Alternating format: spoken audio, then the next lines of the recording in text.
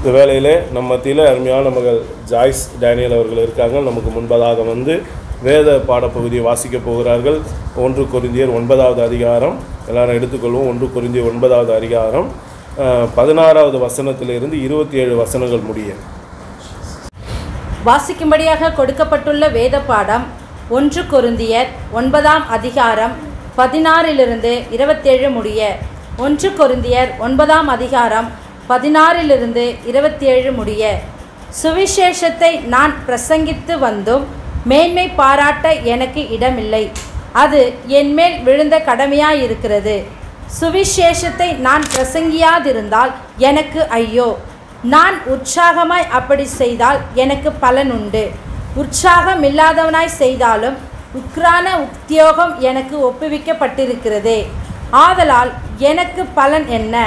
நான் சுவிசேஷத்தை பிரசங்கிக்கையில் அதை பற்றி எனக்கு உண்டாயிருக்கிற அதிகாரத்தை முற்றிலும் செலுத்தாமல் கிறிஸ்துவின் சுவிசேஷத்தை செலவில்லாமல் சாபிப்பதே எனக்கு பலன். நான் ஒருவருக்கும் அடிமைப்படாதவனாயிருந்தும் நான் அதிக ஜனங்களை ஆதாயப்படுத்தி கொள்ளும்படிக்கு என்னைத்தானே எல்லாருக்கும் அடிமையாக்கினேன். யூதரை ஆதாயப்படுத்தி கொள்ளும்படிக்கு யூதருக்கு யூதனை போலவும் நியாய பிரமாணத்துக்கு கீழ்ப்பட்டவர்களை ஆதாயப்படுத்தி கொள்ளும்படிக்கு நியாய பிரமாணத்துக்கு கீழ்ப்பட்டவனைப் போலவும் ஆனேன். நியாய பிரமாணம் இல்லாதவர்களை ஆதாயப்படுத்தி கொள்ளும்படிக்கு அவர்களுக்கு நியாய பிரமாணம் இல்லாதவனைப் போலவும் ஆனேன். அப்படி இருந்தும் நான் தேவனுக்கு முன்பாக நியாய பிரமாணம் இல்லாதவனாயிராமல் கிறிஸ்துவின் பிரமாணத்துக்குள்ளவனாயிருக்கிறேன். பலவீனரை ஆதாயப்படுத்தி கொள்ளும்படிக்கு பலவீனருக்கு பலவீனனை போலானேன். எப்படி ஆகிலும் சிலரை ரட்சிக்கும்படிக்கு நான் எல்லாருக்கும் எல்லாமும் ஆனேன். சுவிசேஷத்தில் நான் உடன் பங்காளி ஆகும்படிக்கு அதிநிமித்தமே இப்படி செய்கிறேன். பந்தய சாலையில் ஓடுகிறவர்கள் எல்லாரும் ஓடுவார்கள். ஆகிலும் ஒருவனே பந்தயத்தை பெறுவான் என்று அறியீர்களா? நீங்கள் பெற்றுக்கொள்ளத்தக்கதாக ஓடுங்கள். பந்தயத்திற்கு போராடுகிற யாவரும் எல்லாவற்றிலேயும் இச்சை அடக்கமாயிருப்பார்கள். அவர்கள் அழிவுள்ள கிரீடத்தை பெறும்படிக்கு அப்படி செய்கிறார்கள். நாமோ அழிவில்லாத கிரீடத்தை பெறும்படிக்கு அப்படி செய்கிறோம். ஆதலால் நான் நிச்சயமில்லாதவனாக ஓடேன். ஆகாயத்தை அடிக்கிறவனாக சிலம்பம் பண்ணேன். மற்றவர்களுக்கு பிரசங்கம் பண்ணுகிற நான் தானே ஆகாதவனாய் போகாதபடிக்கு என் சரீரத்தை ஒடுக்கி கீழ்ப்படுத்துகிறேன். ஆமேன். கர்த்தருடைய பரிசுத்த நாமத்திற்கு மகிமை உண்டாவதாக. இந்த நாளையில் நம் தேவனுடைய வார்த்தைக்கு நேராக கடந்து செல்வோம். இந்த நாளையில் ஆண்டவர் எனக்கு வித்தியாசமான முறையில் கடந்த வாரத்தில் ஜீவ கிரீடத்தை குறித்து செய்தி எடுக்க தேவன் கிருபை செய்தார். இந்த வாரம் அந்த கிரீடத்தை குறித்து தொடரக்கூடிய காரியம் இருக்கும் என்று நான் நினைக்கவே இல்லை. வேறு ஒரு காரியத்தை கொடுத்தார். ஆனால் முடிக்கும்பொழுது இன்னொரு கிரீடத்தில் கொண்டு வந்து அதை முடித்து விட்டார். அதனால் ஆண்டவர் கிரீடத்தை குறித்து தொடர்ந்து தியானிக்க வேண்டியது ஆண்டவர் கொடுத்த சித்தமாக இருந்தபடினாலே இந்த நாளில் அந்த காரியத்தை நாம் தியானிக்க போகிறோம். வாசிப்போம். சங்கீதம் 141வது அதிகாரத்தை எடுத்துக்கொள்வோம். சங்கீதம் 141 3 எடுத்து வாசிப்போம். ஆமென். ஆமென். ஆமென். நாம் கண்களை மூடி இந்த வார்த்தைகளை கொண்டு தேவன் நம்மோடு கூட பேசும்படியாக நம்ம எல்லாரும் ஆண்டவரே என்னோடு பேசுங்கப்பா. உடைய வார்த்தை எங்களுக்கு தேனிலும் மதுரமானதல்லவா. உடைய வார்த்தையை நீர் மகிமைப்படுத்தி இருக்கிறீர் என்று உடைய வேத புஸ்தகத்திலே நீர் எழுதி வைத்திருக்கிறீர் அல்லவா. உடைய வார்த்தைகள் எங்களுடைய பாதைகளுக்கு வெளிச்சமாக தீபமாக விளக்காக கொடுக்கப்பட்டு இருக்கிறதே. அந்த வார்த்தையை கொண்டு எங்களோடு கூட பேசுங்க, எங்களுக்கு வழியை காட்டுங்க என்று சொல்லி இந்த நிலையில் கேட்கும் பொழுது நிச்சயமாக தேவன் நம்மோடு கூட பேசுகிறவராக இருக்கிறார். ஆமென். ஆண்டவரே நாங்கள் உம்மை நன்றியோடு ஸ்தோத்திரிக்கிறோம், துதிக்கிறோம் ஐயா. இந்த வேளையில் எங்களோடு நீங்கள் பேசும் சித்த கொண்டு இந்த வார்த்தையை கொண்டு எங்களோட ஒவ்வொருவரோடு கூட பேசுங்கப்பா. இந்த வார்த்தையை தெளிவாக எங்களுக்கு மனதில் பதிய கிருபை செய்யுங்க. இந்த வார்த்தைகளை கை கொண்டு ஆசீர்வாதத்தை பெற்றுக்கொள்ள கிருபை செய்யுங்க. இந்த நாளில் நீர் எங்களுக்கு கொடுக்க சித்தமான அந்த அழிவில்லாத கிரீடத்தை எல்லாரும் பெற்று உடைய நாமத்தை மகிமைப்படுத்த கிருபை செய்யுங்க. நீங்கள் அப்படியே கிருபை செய்வதற்காக உமக்கு நன்றி. தடைகளை நீக்கி போடுவதற்காக நன்றி. உன் நாமத்தை மகிமைப்படுத்துவதற்காக நன்றி. உங்கள் கரத்தில் ஒப்பு கொடுக்கிறோம் இயேசுவின் நாமத்தினாலே. ஆமேன். ஆமேன். ஹல்லேலூயா. அருமையான தேவனுடைய பிள்ளைகளே, இந்த நாளில் இந்த சங்கீதம் 141 3ஆம் வசனத்தை மீண்டுமாக நாம் வாசிப்போம். கர்த்தாவே, ஆமே. என் வாய்க்கு காவல் வையும். காவல் வையும். என் உதடுகளின் வாசலை காத்துக்கொள்ளும். என் உதடுகளின் வாசலை காத்துக்கொள்ளும். இந்த வார்த்தையின் அடிப்படையிலே தேவன் நமக்கு கொடுக்கிற ஒரு கிரீடம் என்ன? அழிவில்லாத கிரீடம் என்பதை நாம் தொடர்ந்து நாம் தியானிக்கும் பொழுது நீங்கள் புரிந்து கொள்ள அது ஏதுவாக இருக்கும். இந்த பகுதியிலே அருமையான ஒரு ஜெபத்தை தாவீது ராஜா ஏறெடுப்பதை நாம் பார்க்க முடிகிறது. என்ன? கர்த்தாவே, என் வாய்க்கு காவல் வையும், என் உதடுகளின் வாசலை காத்துக்கொள்ளும். இது ஒரு அருமையான ஒரு ஜெபம். தாவீது சங்கீத பகுதியிலே அநேக ஜெப குறிப்புகளை தேவ சமூகத்தில் வைப்பது உண்டு. கடந்த வாரத்தில் கூட அதை குறித்து நாம் தியானித்தோம். அதே போல் இந்த நாட்களில் ஆண்டவர் நமக்கு கொடுக்கிற ஒரு அருமையான ஜெப குறிப்பு என்ன? நாம் ஜெபத்தில் எப்படியெல்லாம் ஜெபிக்க வேண்டும், எதற்காகவெல்லாம் ஜெபிக்க வேண்டும் என்று வேதம் நமக்கு கற்றுக் கொடுக்கிறது. என்ன? நம் வாய்க்கு காவல் வைக்க தேவனை நோக்கி நாம் ஜெபிக்க வேண்டும். நம்முடைய உதடுகளின் வாசலை காத்துக்கொள்ள தேவனுடைய உதவியை நாம் நாட வேண்டும் என்று சொல்லி தாவீது நமக்கு கற்றுக் கொடுக்கிறார் இந்த அருமையான ஜெபத்திலே. ஹல்லேலூயா. ஏன் நாம் நம்முடைய வாய்க்கு காவல் வைக்க வேண்டும்? ஏன் நம்முடைய வாசலை, உதடுகளின் வாசலை நாம் காத்துக்கொள்ள வேண்டும்? ஆனால் வாசிப்போம். சங்கீதம் 39வது அதிகாரத்தை எடுத்துக்கொள்வோம். சங்கீதம் 39 1ஆம் வசனத்தை வாசிப்போம். சங்கீதம் 39:1, பக்கம் 694. என் நாவினால் பாவம் செய்யாதபடிக்கு ஆமே, நான் என் வழிகளை காத்து துன்மார்க்கன் எனக்கு முன்பாக இருக்கும் மட்டும் என் வாயை கடிவாளத்தால் அடக்கி வைப்பேன் என்றேன். ஆமென். பாருங்க, என் வாயை கடிவாளத்தினால். முதல்ல என்ன சொன்னாரு? காவல் வைக்க சொல்லி தேவ சமூகத்தில் நாடினாரு. அதை உதடுகளின் வாசலை காத்து கொள்ளும்படியாகவும் ஜெபம் பண்ணாரு. இப்போ மூணாவது ஒரு விஷயம் சொல்றாரு. என்ன சொல்றாரு பாருங்க? என் வாயை நான் கடிவாளத்தினாலே நான் என்ன பண்ணுவேன்? அடக்கி வைப்பேன். ஹல்லேலூயா. எதற்காக அவர் கடிவாளத்தினால் அடக்கி வைக்கணும்? ஏன் என் வாயை காக்கணும்? நம்ம கடந்த செய்தியிலேயே அந்த நாவின் வார்த்தைகளை குறித்து வாசித்தோம், தியானித்தோம். அருமையாக இருந்து கர்த்தர் கொடுத்தார். அந்த வார்த்தையின் தொடர்ச்சியாகவே இதை வைத்துக் கொள்ளுங்கள். பாருங்க, இன்னைக்கு கடிவாளத்தினால் அடக்கி வைக்க காரணம் என்ன? வாய்க்கு ஏன் காவல் வேண்டும்? ஏன் நம்முடைய உதடுகளின் வாசலை நாம் காத்துக்கொள்ள வேண்டுமானால் அந்த வார்த்தையினுடைய முதல் பகுதி சொல்லுகிறது பாருங்க, என் நாவினால் பாவம் செய்யாதபடிக்கு. அப்ப இன்றைக்கு ஏன் காவல் காக்க வேண்டும்? நம்முடைய ஏன் கடிவாளத்தினால் நம்முடைய வாயை நாம் மூடிக்கொள்ள வேண்டுமானால், என் அருமையான தேவனுடைய பிள்ளைகளே, நம்முடைய நாவினால் நாம் பாவம் செய்யாதபடிக்கு. ஹல்லேலூயா. பாருங்க, இரண்டாவதாக நாம் வாசிப்போம் நீதிமொழிகளின் புஸ்தகம் 10ஆம் அதிகாரம் 19ஆம் வசனத்தை எடுத்துக்கொள்வோம். நீதிமொழிகள் 10:19 எடுத்துக்கொள்வோம்.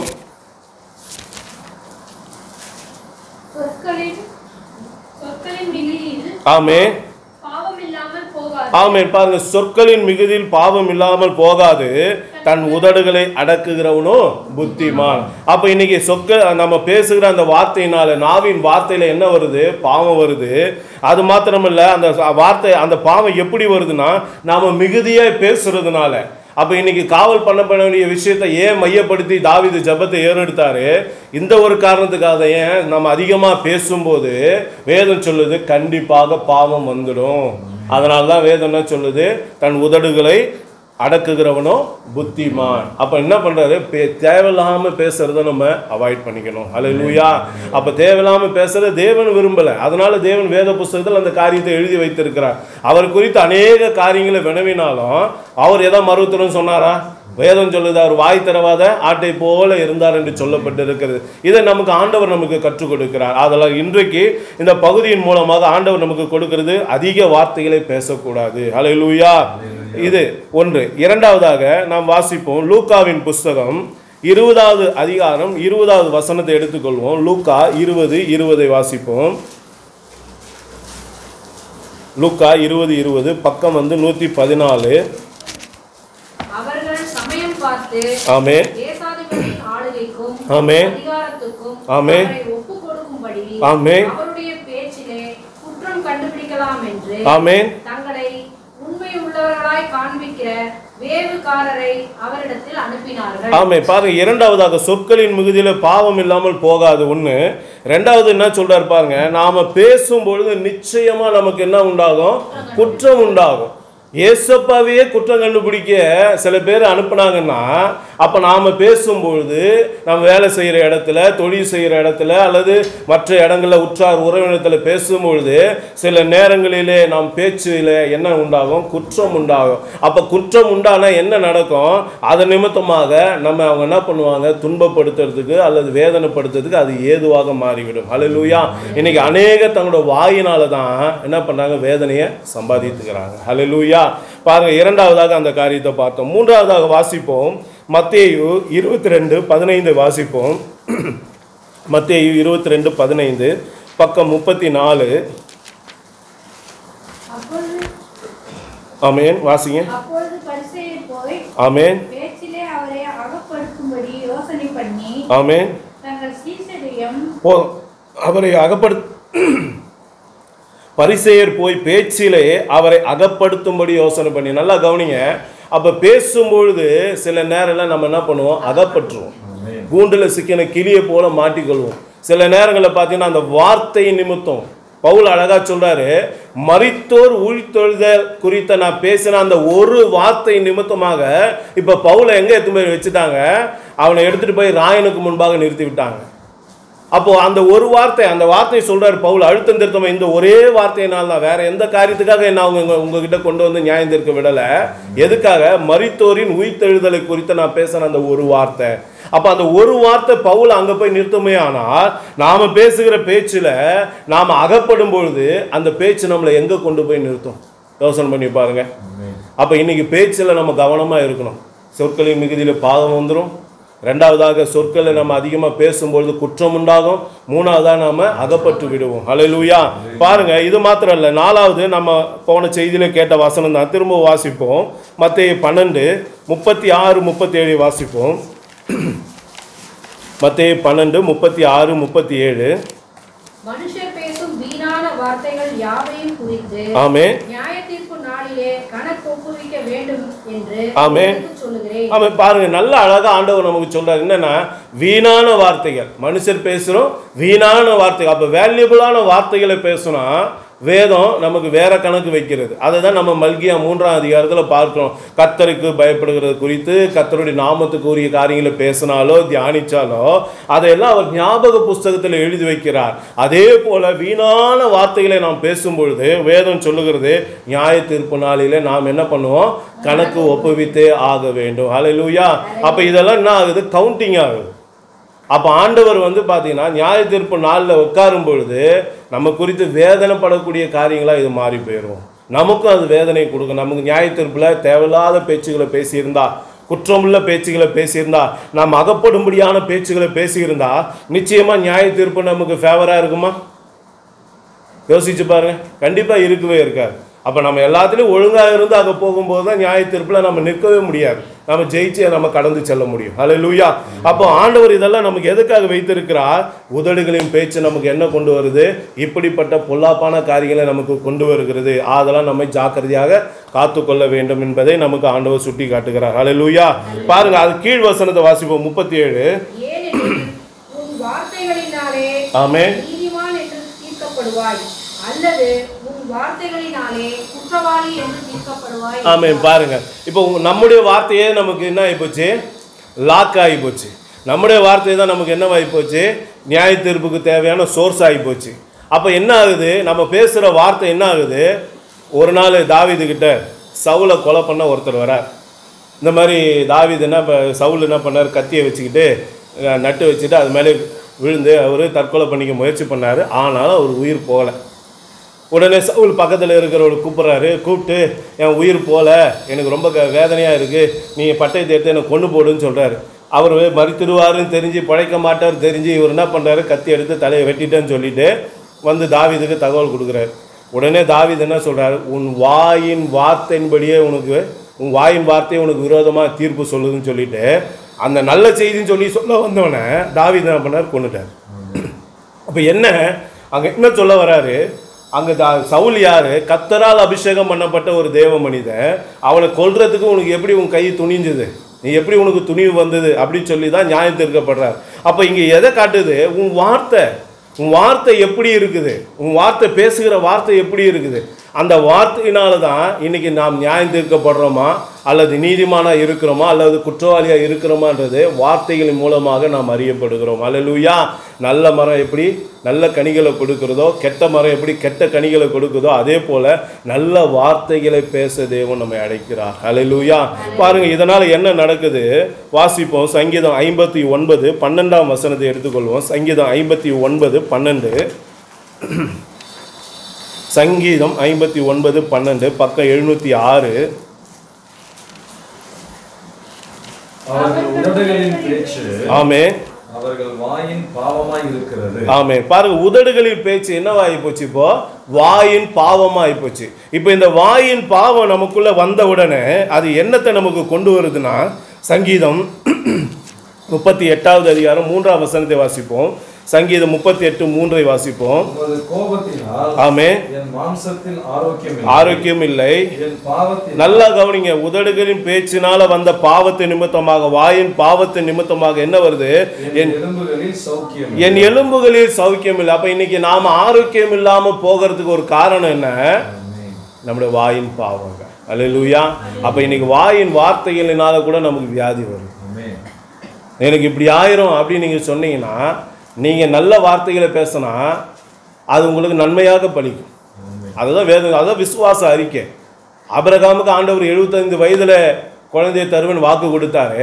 100 வயது ஆகும் வரைக்கும் அந்த வாக்கு தத்தத்தை சொல்லி சொல்லி சொல்லி சொல்லி மகிமைப்படுத்திக்கிட்டே இருந்தான். நீ சொன்னீர், நீ தந்ததுக்காக ஸ்தோத்திரம், நீ சொன்னீர், நீ தந்ததுக்காக ஸ்தோத்திரம் சொல்லி ஆண்டவர் கொடுத்த வாக்கு தத்தத்தை திரும்ப திரும்ப அறிக்கையிட்ட போது அவனிடத்துல எந்த விதமான காரியங்களும் தேவ சமூகத்திலிருந்து வல்லமை பெற்றுக்கொள்ள இல்லாமல் இருந்தாலும் கர்த்தரை அவன் விசுவாசித்தது அவனுக்கு நீதியாக எண்ணப்பட்டது. அந்த நீதி நிமித்தமாக தேவனுடைய வாக்கு தத்தத்திலே நிறைவேற்ற தேவன் தம்முடைய வல்லமையை வெளிப்படுத்தினார். ஆபிரகாமுக்கு ஏற்ற வேளையில ஒரு குழந்தையை கொடுத்தார். அல்லேலூயா. அதே போல அருமையான தேவனுடைய பிள்ளைகள், வார்த்தைகளை விசுவாசித்து அறிக்கையிடும் போது அது எப்படி நன்மையை கொண்டு வருகிறதோ, அதே போல நம் வார்த்தையை அறிக்கையிடும் போது உள்ளத்தின் நிறைவு இருதயத்தில் இருக்கிறதா என்ன பண்ணும்? வாயின் வழியாக நம்ம பேசுவோம். அல்லேலூயா. அதுதான் அந்த வசனம் சொல்லுது, இருதயத்தின் நிறைவு வாய் பேசும். அப்ப இன்னைக்கு உள்ளத்துல என்ன இருக்கு? நீங்க என்ன பேசுறீங்க? அப்ப அந்த வார்த்தை நம்மளை என்ன பண்ணும்? தீட்டுப்படுத்தணும் எதுன்னு சொல்லுது. ஒரு சாப்பிட்ற சாப்பாடு நம்மளை தீட்டுப்படுத்தாது, ஆனால் உள்ளத்திலேருந்து வர வார்த்தையை நம்மளை தீட்டுப்படுத்தும், நம்முடைய வாழ்க்கையை அது நாசமாக்கிறோம். அல்லேலூயா. அப்போ இன்னைக்கு வாயின் வார்த்தைகள் நிமித்தமாக அதனால் உண்டாகிற பாவத்தை நிமித்தமாக நம்முடைய எலும்புகளிலே சௌக்கியம் இருக்காது, சுகம் இருக்காது, ஆரோக்கியம் இருக்காது. இன்னைக்கு அநேக குடும்பங்களில் வியாதி இருக்கிறது இதுவும் ஒரு காரணமாக இருக்கலாம். அல்லேலூயா. ஏன்னா வசனம் ஒரு நாளும் போய் சொல்லாது. அப்போ ஆண்டவர் சொன்னாருன்னா நிச்சயமாக அதில் காரணம் இருக்கும். அப்போ இன்றைக்கி நம்ம வாயின் வார்த்தைகளை நம்ம கவனமாக இருக்கணும். ஆனால் பவுல் ஒரு காரியத்தை நமக்கு சொல்லுறார். என்ன? 1 கொரிந்தியர் 4ஆம் அதிகாரம் 20ஆம் வசனத்தை எடுத்துக்கொள்வோம். 1 கொரிந்தியர் 4:20 எடுத்து வாசிப்போம்.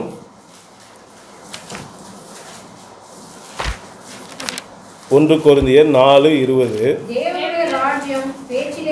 பேச்சிலே அல்ல. ஆமாம், இந்த ரகசியத்தை நம்ம அறிந்து கொள்ளணும். என்ன? பேச்சு தேவனுக்குரியது அல்ல, தேவனுடைய ராஜ்யத்துக்குரியது அல்ல. பேசுகிறவங்க தேவனுடைய ராஜ்யத்துக்கு உட்பட்டவங்களும் அல்ல. அல்லேலூயா. அப்போ பேச்சில் அல்ல, அது எதில் இருக்குது? பலத்தில் இருக்குது. நீங்கள் ஜெபிக்கிற அந்த ஜெபத்தில் இருக்கிறது. எவ்வளோ நேரம் நீங்கள் தேவ சமூகத்தில் காத்திருந்து தேவனை தரிசிக்கிறீங்களோ அதில் இருக்கிறது. தேவனோடு சஞ்சரிக்கிறதுல இருக்கிறது. தேவனுக்காக கிரியை நடப்பிக்கிறதுல இருக்கிறது. தேவனுக்காக கிரியைகளை செய்வதில் இருக்கிறது. அதை தான் அவர் சொல்கிறார். அப்போ பேச்சு வீணான பேசுறதுனால நமக்கு குற்றம் உண்டாகும், அகப்படுவோம், அதனால பாவம் உண்டாகும், அதனால எலும்புல சௌக்கியம் இருக்காது. அதோட மாத்திரம் இல்லை, தேவ ராஜ்யத்துக்கும் நம்ம புறம்பானவர்களாக மாறி போகிறோம். அல்லேலூயா. அப்போ இன்னைக்கு நம்ம பேசுறத ஆண்டவர் விரும்பலை. தேவையில்லாத பேச்சுகள் வேண்டாம். தேவையில்லாத பேச்சுகளை விட்டு விலக தேவன் நம்மை அழைக்கிறார். அல்லேலூயா. பாருங்க அருமையான தேவனுடைய பிள்ளைகளை, நம்ம ஏற்கனவே வாசித்த அதே பகுதி மீண்டும் வாசிக்க போகிறோம். பிரசங்கி 5:6. பிரசங்கி 5:6 வாசிப்போம். ஒரு மகிமையான ஒரு காரியத்தை ஆண்டவர் இந்த இடத்துல நமக்கு வெளிப்படுத்துகிறார். பிரசங்கி 5:6, 795 பக்கம். உன் மாம்சத்தை பாவத்துக்கு உள்ளாக. ஆமே.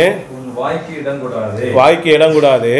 அது புத்தி பிசையினால் செய்தது என்று சென்று தூதனுக்கு முன் சொல்லாதே.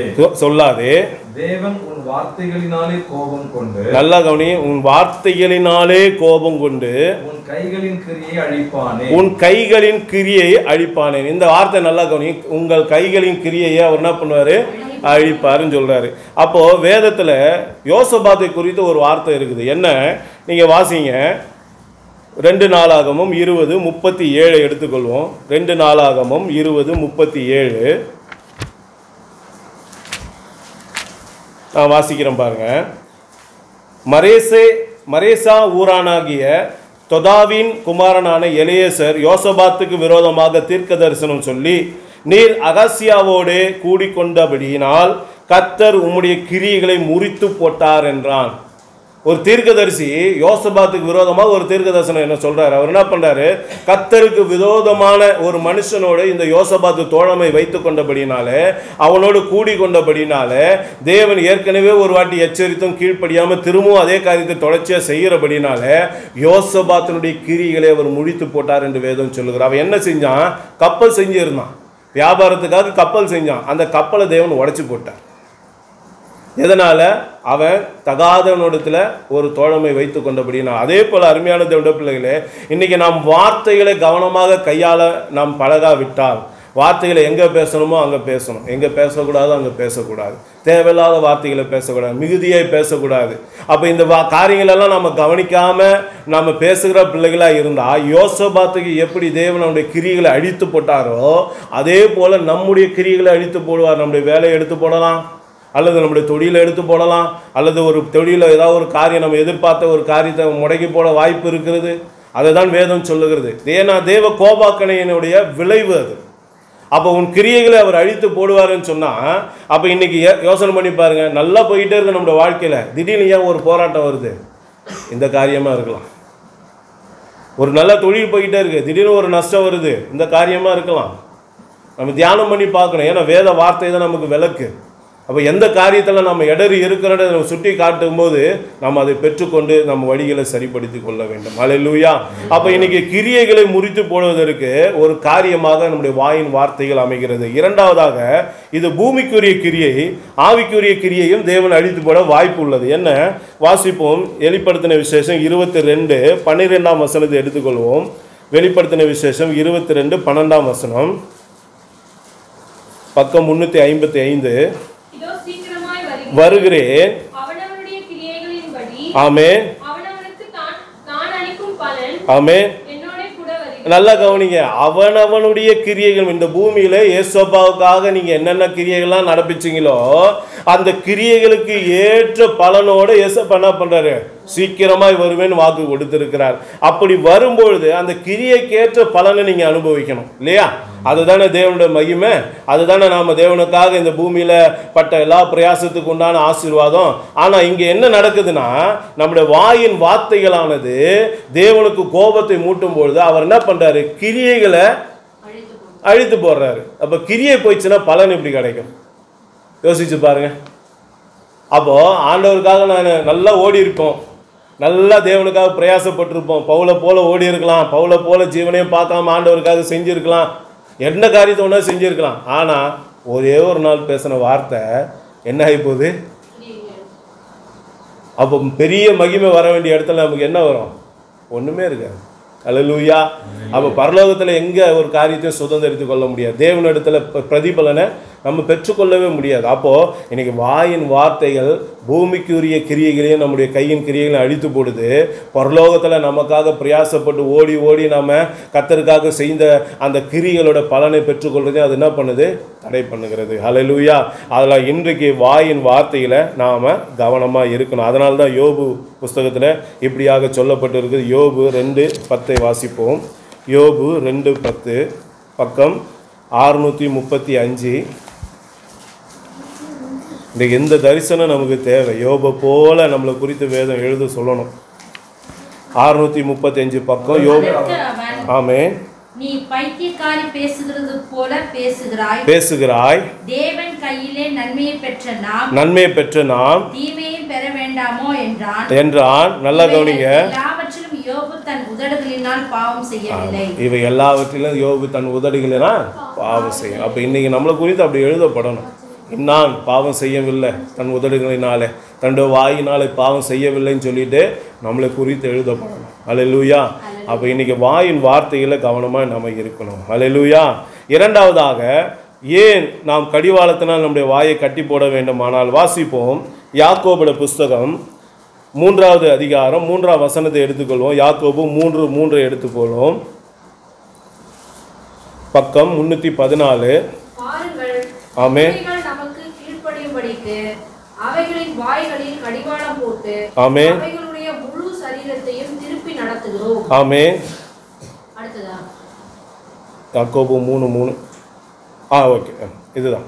பாருங்கள், குதிரைகளை நமக்கு கீழ்ப்படியும்படிக்கு அவைகளின் வாய்களில் கடிவாளம் போட்டு, நல்லா கவனிங்க, அவைகளின் வாய்களை கடிவாளம் போட்டு அவைகளுடைய முழு சரீரத்தையும் திருப்பி நடத்துகிறோம். அப்போ இன்னைக்கு வாய்க்கு கடிவாளம் போடும்போது நம்ம முழு சரீரத்தையும் தேவனுக்காக, தேவனுடைய ஆவிக்குரிய வாழ்க்கைக்காக நம்மளால பயன்படுத்த முடியும். அல்லேலூயா. அப்போ இன்னைக்கு கடிவாளம் போடாத வாழ்க்கை தான் என்ன ஆகுதுன்னா, அவங்க சரீரம் ஏன் ஆண்டவருக்காக பிரியமான வழியில் நடக்கலை, என் சரீரம் ஒத்துழைக்க மாட்டேங்குது, என் சரீரம் நான் ஏசப்பாக்காக ஜெபிக்க நினைக்கிறேன், ஆனால் அது தூங்க நினைக்குது. நான் ஏசப்பாக்காக ஊழியம் செய்யணும்னு நினைக்கிறேன், ஆனால் அது என் குடும்பத்துக்காக ஓட வைக்குது. நான் ஏசப்பாவுக்காக ஏதாவது காரியத்தை நினைக்கிறேன், ஆனால் என் மாம்ச இச்சைக்கு நேரம் அதை இழுக்குது. அப்போ காரணம் என்ன? வாய்க்கு கடிவாளம் போடலை. அல்லேலூயா.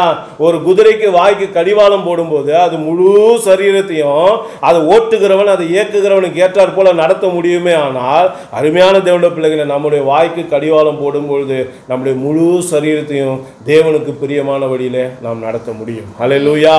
அப்போ இந்த காரியத்தை நம்ம பெற்றுக்கொள்ள வேண்டும். அப்போ கடிவாளத்தை எதுக்காகனா, முழு சரீரத்தை நாம் திருப்பி நடத்துவதற்காக.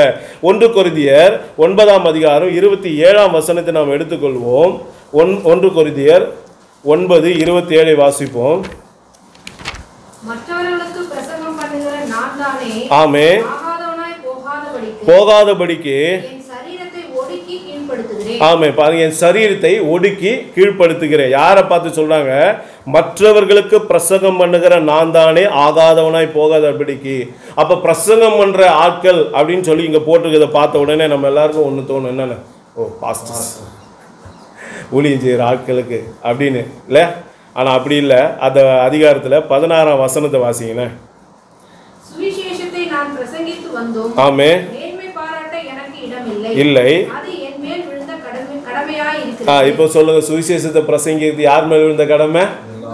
எல்லார் மேலும் விழுந்த கடமை. அப்போ அது ஒன்லி பாஸ்டர்ஸ்கல்ல அல்லது இவாஞ்சலிஸ்டுகள்ல, எல்லாருக்கும் உரியது. ஏன்னா சுவிசேஷத்தை அறிவிப்பது நம்ம மேல் விழுந்த கடமையா இருக்கு. அப்போ சுவிசேஷத்தை பிரசங்கிக்கிற, ஏசப்பாவுடைய அன்பை எடுத்து சொல்லுகிற, ஏசப்பாவுக்காக ஊழியம் செய்யக்கூடிய எல்லா பிள்ளைகளையும் பார்த்து தான் ஆண்டவர் சொல்றாரு, எல்லா தேவ பிள்ளைகளும் சுவிசேஷகர் தான், எல்லா தேவ பிள்ளைகளும் ஊழியக்காரர்கள் தான். அப்ப எல்லா பிள்ளைகளையும் பார்த்து தான் ஆண்டவர் என்ன சொல்றாருன்னா, நீங்க பிரசங்கம் பண்ற நீங்களே ஆகாதவர்களாய் போகாதபடிக்கு உங்க சரீரத்தை ஒடுக்கி கீழ்ப்படுத்தணும். அப்ப உங்க சரீரத்தை ஒடுக்கி கீழ்ப்படுத்த என்ன தேவை?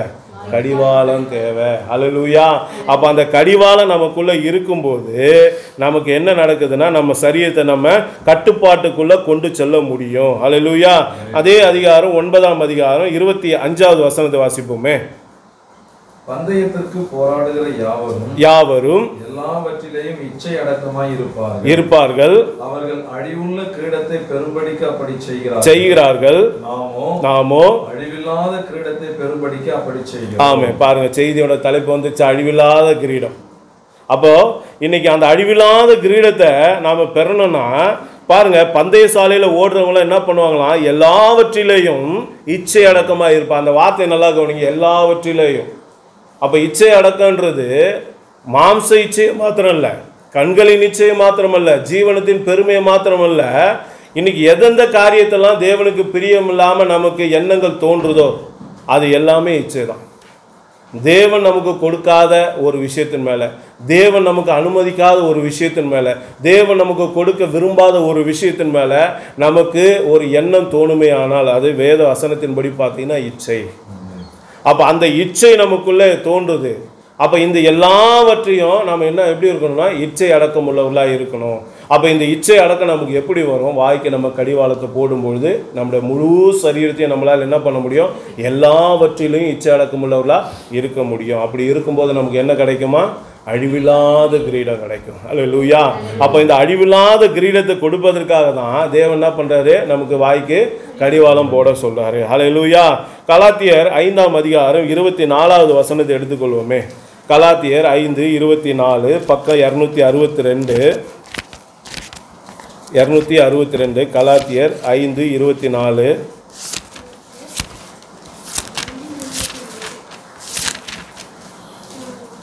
வாசிக்கிறேன் பாருங்க. கிறிஸ்துவனுடையவர்கள் தங்கள் மாம்சத்தையும் அதன் ஆசை இச்சைகளையும் சிலுவையில் அறைந்திருக்கிறார்கள்.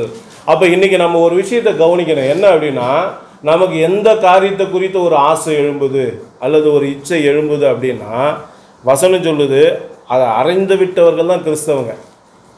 சிலுவையில் ஆசைகளையும் இச்சைகளையும் அறைந்து விட்டவர்கள் தான் கிறிஸ்தவங்க. அப்போ எழும்புதுன்னா என்ன அர்த்தம்? நம்ம இன்னும் நம்ம மாம்சத்தையும் ஆசைகளையும் இச்சைகளையும் சிலுவையில் அறையலை. இன்னும் பழைய மனுஷன் நம்முடைய வாழ்க்கையிலிருந்து போகலை. பழைய மனுஷன் போனால் பழைய ஜென்ம சுபாவங்கள் பழைய கிரியைகள்லாம் அழிக்கப்பட்டிருக்கணும்.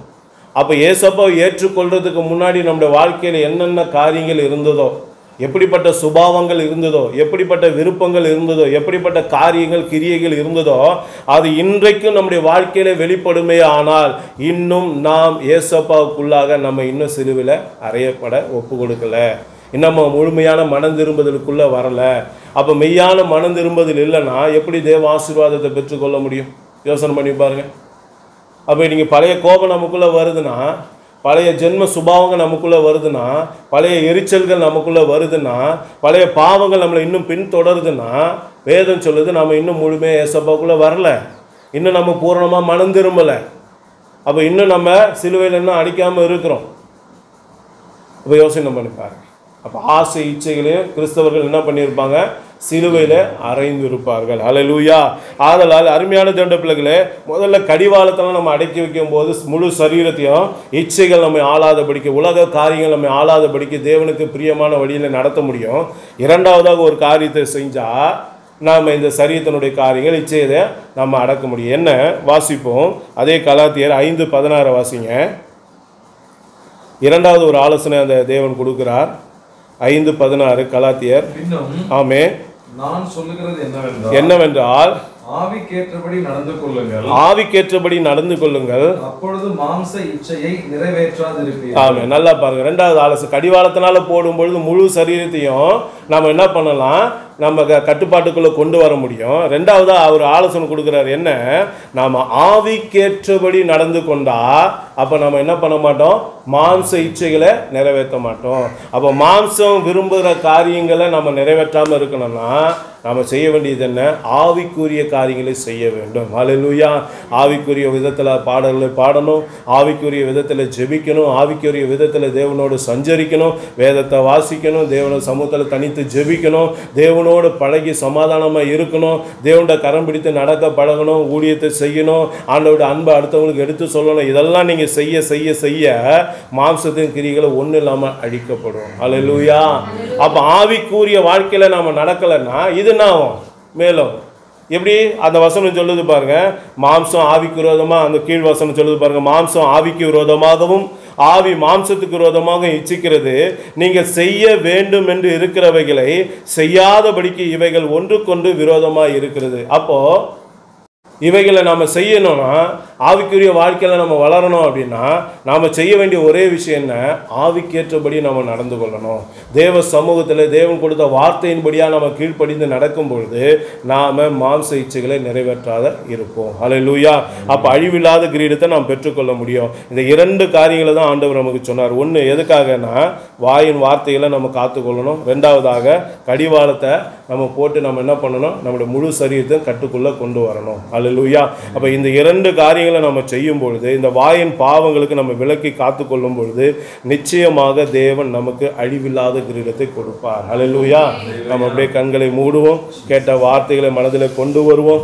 இன்னைக்கு வாய் எவ்வளோ பெரிய காரியத்தை செய்து பாருங்க, நம்ம நினைச்சு கூட பார்க்க முடியல. அதனால தான் யாக்கோபு சொல்றாரு, நாவும் நெருப்பு தான். ஒரு சின்ன நெருப்பு எப்படி பெரிய காட்டையை கொளுத்தி விடுகிறதோ, அதே போல் இந்த சின்ன நாவு, இந்த வாயில் இருக்கிற அந்த நாவு ஆனது, இந்த நம்முடைய வாயின் வார்த்தைகளானது நம்முடைய வாழ்க்கையே தலைகீழாக மாற்றி போடும். அல்லேலூயா. ஒப்பு கொடுப்போமா? ஒப்பு கொடுப்போமா? ஆண்டவருடைய சமூகத்தில் இன்றைக்கு நம்ம ஒரு தீர்மானம் எடுக்க அழைக்கிறார் தேவன். எதற்காக? அழிவில்லாத கிரீடத்தை கொடுக்க. கடந்த வாரத்தில் ஜீவ கிரீடத்தை பெற்றுக்கொள்ள அழைத்த தெய்வம் இன்றைக்கு அழிவில்லாத கிரீடத்தை பெற்றுக்கொள்ள நம்மை அழைக்கிறார். அழிவில்லாத கிரீடத்தை பெற்றுக்கொள்ள வேண்டுமானால் இன்றைக்கு கடிவாளத்தை நம்முடைய வாயிலை போட வேண்டும். நம்முடைய வாய்க்கு ஒரு காவல் வேண்டும். நம்முடைய உதடுகளின் வாசலுக்கு ஒரு காவல் வேண்டும். இன்றைக்கு அதை நாம் ஜெபத்தில் ஏறெடுப்போமே. ஆனால் தாவீதை போல ஏசப்பா என் வாயை காத்துக்கொள்ள நான் விரும்புகிறேன், என் வாயை கடிவாளத்தை கட்டி வைக்க நான் விரும்புகிறேன், துன்மார்க்கன் எனக்கு முன்பாக இருக்கும் மட்டுமாக என் வாயை நான் அப்பா கடிவாளத்தால் அடக்கி வைக்க விரும்புகிறேன் என்று சொல்லி நீங்கள் உங்களை ஒப்பு கொடுப்போமே. ஆனால் நாம் நம்மை ஒப்பு கொடுப்போமே. ஆனால் இன்றைக்கு நிச்சயமாக நம்முடைய வாழ்க்கையில காணப்படுகிற எல்லா போராட்டத்திலிருந்து விடுதலை பெற்றுக்கொள்ளுவோம். இன்னைக்கு அநேக குற்றங்களுக்கு காரணம் வாயின் வார்த்தைகளாக இருக்கிறது. இன்னைக்கு அநேக விஷயங்களை நாம் அகப்படுவதற்கு வாயின் வார்த்தைகள் காரணமாக இருக்கிறது. இன்னைக்கு நியாய தீர்ப்பில் நாம் நிற்க வேண்டிய ஒரு சூழ்நிலையில் இந்த வாயின் வார்த்தைகள் நம்மை தள்ளிவிடும். அருமையான தேவனுடைய பிள்ளைகளே, அது வாயின் பாவமாக இருக்கிறது. இந்த பாவத்தை நிமித்தமாக நாம் குற்றவாளிகளாக காணப்படக்கூடிய ஒரு சூழ்நிலை உண்டாகும். இன்றைக்கு நம்மை ஒப்பு கொடுத்து யோபுவை போல வாயினாலே பாவம் செய்யாதபடிக்கு நம்மை காத்துக்கொள்வோமே. ஆனால் இன்றைக்கு தேவன் நமக்கு நிச்சயமாக ஒரு பெரிய காரியத்தை கொடுக்க போகிறார். என்ன? வாயின் வார்த்தையினால் வரக்கூடிய பாவத்தின் நிமித்தமாக வரக்கூடிய வியாதியிலிருந்து தேவன் விடுதலை கொடுக்கிறார். அந்த வியாதிகள் எலும்புகளில் சவுக்கியத்தை தேவன் கொடுக்க விரும்புகிறார். அந்த வியாதியிலிருந்து நம்ம விடுதலையாக்க விரும்புகிறார். அது நமக்குரியதல்ல, அது வீண் பேச்சுக்காரர்களுக்கு உரியது. வீணான பேச்சினால பாவத்தை சம்பாதிக்கிற மக்களுக்காக ஆயத்தம் பண்ணப்பட்டது. அது நமக்குரியதல்ல. அருமையான தேவ பிள்ளைகளே, இன்றைக்கு ஒப்பு கொடுக்கும் பொழுது நிச்சயமாக தேவன் நம்முடைய ஜெபத்தை கேட்டு நம்முடைய வாயின் வார்த்தைகளை காத்துக்கொள்ள நமக்கு உதவி செய்வார். நம் முழு சரீரத்தையும் கட்டுக்குள்ள கொண்டு வரதுக்கு கொடுக்கப்பட்ட ஒரே ஆயுதம் வாயின் வார்த்தைகளை காத்துக்கொள்வதுதான். நீங்கள் வாய்க்கு கடிவாளம் தேவை தேவ பிள்ளைகளே. நீங்கள் முழு சரீரம் அடங்காமல் இருக்குது நம்ம வாயின் வார்த்தைகளால கூட இருக்கலாம். நீங்கள் முழு சரீரம் கீழ்ப்படியணும்னா நம்ம சரீரம் நம்ம சொல்றதை கேட்கணும். நம்ம சரீரம் நம்ம சொல்றதை கேட்காம ஜபிக்க வேண்டிய நேரத்தில் தூங்க செய்யறதுன்னா நம்ம இன்னும் வாய்க்கு கடிவாளம் போடலைன்னு அர்த்தம். நாம் ஜெபிக்க வேண்டிய நேரத்தில் ஜெபிக்க முடியாத அளவுக்கு பல சிந்தனைகள் போதுன்னா நாம் இன்னும் வாய்க்கு கடிவாளம் போடலைன்னு அர்த்தம். எப்படி கண்ணானது சரீரத்தின் விளக்காக இருக்கிறதோ, உன் கண் இருள் அடைந்தால் உன் சரீரம் முழுது இருள் அடைந்தது என்று சொல்லப்பட்டு இருக்கிறதோ, அதே போல் வாய்க்கு கடிவாளம் போடலாம். நம்ம சரீரத்தை ஒரு நாள் கட்டுப்படுத்தவே முடியாது. ஒப்பு கொடுப்போம் தேவ பிள்ளைகளை. நீங்கள் அநேக பிள்ளைகளோட வாழ்க்கையில் உபவாசம் இருக்க முடியாமல் போகிறதுக்கு காரணம் இதுதான். சரீரம் கீழ்ப்படிய மாட்டேங்கிறது. நீங்கள் சரீரம் கீழ்ப்படியன்னா வாய்க்கு கடிவாளம் போட்டு தான் ஆகணும். நம்ம பிரசங்கிக்கிற நாமே, இந்த உலகத்துக்கு முன்மாதிரியாக இருக்க அழைக்கப்பட்ட நாமே, அநேகரை ரட்சிப்பின் பாதையில் நடத்த வேண்டிய நாமே ஆகாதவர்களாக போக பண்ணக்கூடிய இச்சைகள் இந்த உலகத்தில் உண்டு. அந்த இச்சைகளை நம்ம மேற்கொள்ளாமல் இருக்க வேண்டுமானால் இன்றைக்கு நம்முடைய சரீரத்தை நாம் அடக்க வேண்டும், கீழ்ப்படுத்த வேண்டும். அருமையானது உண்ட பிள்ளைகளை ஒப்பு கொடுப்போமா? உள்ளத்தின் ஆழத்திலிருந்து ஏசப்பா எனக்கு உதவி செய்யுங்க, என் வாயை காத்துக்கொள்ள எனக்கு உதவி செய்யுங்க, என் உதடுகள் வாசலை காத்துக்கொள்ள எனக்கு உதவி செய்யுங்க. இன்றைக்கு எனக்கு வாய்க்கு ஒரு கடிவாளத்தை போடுங்கப்பா. ஒரு எச்சரிப்பை நீங்கள் கொடுத்துருக்கீங்க ஐயா, எச்சரிப்பை கொடுத்துருக்கீங்க ஐயா. இந்த எச்சரிப்பை பெற்றுக்கொண்ட நாங்கள் அப்பா மிகுந்த எச்சரிக்கையோடு ஜாக்கிரதையோடு இருந்து எங்களை காரியங்களை நடப்பிக்க அழிவில்லாத கிரீடத்தை பெற்றுக்கொள்ள கிருபை செய்யுங்க. எங்கள் குடும்பத்தை எவ்வளவாக நேசிக்கிறீர் ஐயா. ஏசப்பா உடைய பிள்ளைகளாக எங்களை எவ்வளவாக நேசிக்கிறீர் ஐயா. ஒவ்வொரு நாளும் புது புது செய்திகளை கொடுத்து எங்களை ஆசீர்வதித்து வருகிறீர். ஒவ்வொரு நாளும் புதிய புதிய காரியங்களை வெளிப்படுத்தி எங்களை ஆசீர்வதித்து வருகிறீர். ஏசப்பா நீர் எங்களை எவ்வளவாக நேசிக்கிறீர் என்பதை இதன் மூலமாக அறிந்து கொள்ள முடிகிறது ஐயா. நான் நேசிக்கிறேன் எவர்களோ அவர்களை கடிந்து கொண்டு சிச்சிக்கிறேன் என்று சொன்னீரே. ஆம் ராஜா, உங்களுடைய சிச்சையை நாங்கள் சந்தோஷமாக ஏற்றுக்கொள்ள இந்த வேலையில் ஒப்பு கொடுக்கிறோம் அப்பா. உங்களுடைய வார்த்தைகள் எங்களை தேர பண்ணும் ஐயா, எங்களை தேறினவர்களாய் நிறுத்தும் ஐயா. உங்களுடைய கடிந்து கொள்ளுதல் எங்களுக்கு நன்மை கொண்டு வரும் ஐயா. அப்பா அதற்காக உமக்கு நன்றி செலுத்துகிறோம். இந்த நாளில் உங்களுடைய வார்த்தை கொண்டு எங்களோடு நீர் பேசினீரே, இந்த வார்த்தைகளுக்காக உமக்கு நன்றி செலுத்துகிறோம். இந்த வார்த்தைகளுக்காக உமக்கு நன்றி செலுத்துகிறோம். இந்த வார்த்தையை கேட்ட ஒவ்வொரு தேவ பிள்ளைகளோட வாழ்க்கையில ஏசப்பா இந்த வார்த்தையுடைய மகிமை விளங்க பண்ணுவீராக, ஆசீர்வாதங்களை கொடுப்பீராக, மகிமையான காரியங்களை கொடுப்பீராக, மகத்துவமான காரியங்களை கொடுப்பீராக.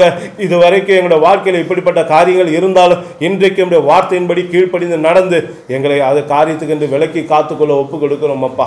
எங்கள் ஒவ்வொருவரையும் ஒப்பு கொடுக்கிறோம். நீங்கள் காத்துக்கொள்ளுங்க, வழி நடத்துங்க. எங்களுக்கு அழிவில்லாத கிரீடத்தை தந்து நாமத்தை மகிமைப்படுத்துவதற்காக ஸ்தோத்திரம். கரத்தில் ஒப்பு கொடுக்கிறோம் இயேசுவின் நாமத்தினாலே. ஆமென் ஆமென் ஹல்லேலூயா. நல்லதொரு போராட்டம் போராடுவோம், விசுவாசம் காத்து கொள்வோம். நல்லதொரு போராட்டம் போராடுவோம், விசுவாசம் காத்து கொள்வோம். நீதியின் கிரீடம் நமக்கு உண்டு, நேசர் வருகையில் தந்திடுவார். நீதியின் கிரீடம் நமக்கு உண்டு. நேசர் வருகையில் தந்திடுவார். நம் நேசர் வருகையில் தந்திடுவார். கலங்கிடவே வேண்டாம், கலங்கிடவே வேண்டாம், கலங்கிடவே வேண்டாம், கலங்கிடவே வேண்டாம். நம் இயேசு கைவிட மாட்டார், நம் இயேசு கைவிட மாட்டார். ஆமென். ஆமென். எல்லாரும் சேர்ந்து சொல்லுவோமா? என் ஆத்துமாவே கர்த்தரை ஸ்தோத்திரி, என் முழு உலமையோட பரிசுத்த நாமத்தை ஸ்தோத்திரி. என் ஆத்துமாவே கர்த்தரை ஸ்தோத்திரி, கர்த்தர் செய்த சகல உபகாரங்களையும் மறவாதே. ஆமென். ஆமென். நம்முடைய கர்த்தராகிய இயேசு கிறிஸ்துவுக்கே ஆமென். நம்முடைய கர்த்தராகிய இயேசு கிறிஸ்துவுக்கு எப்பொழுதும் மகிமை உண்டாவதாக. நம்முடைய கர்த்தராகிய இயேசு கிறிஸ்து நம்மை ஆசீர்வதித்து வழி நடத்துவாராக. ஆமென். ஆமென். ஹல்லேலூயா. ஹல்லேலூயா.